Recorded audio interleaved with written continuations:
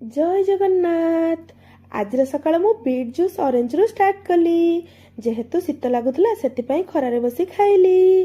Guys देखि पारुथिबे केमिति मोर double chin आसले मत जम्मा भी भल लगुनी।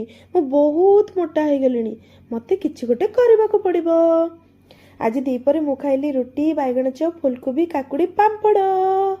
तापर मु पीदेली भूसी मिश्री जोटा देह पाई बहुत भल पेट भी ठंडा रखे। एबे मु पीली चिया सीड्स लेंबू पानी पी सारी छात उपर टिके स्किपिंग कली।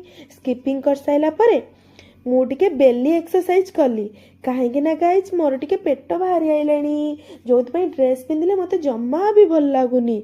एमितिरे गाइज एक्सरसाइज करबा द्वारा आम बॉडी फिटनेस बहुत भल रहे आउ फेस रे भी ग्लोनेस आसे जोड़ा आम देह पाई बहुत भल। घरे बसिबा अपेक्षा एक्सरसाइज करबा बहुत भल। एमितिरे गाइज मु एते काम व्यस्त रहे जे जिम जीवा मो द्वारा संभव रही पारे ना। एठी मो एक्सरसाइज सइला एबे टिके मो मार्केट बाहरिली। एठी मो मिनी ब्लॉग टी सरुची। जय जगन्नाथ टाटा।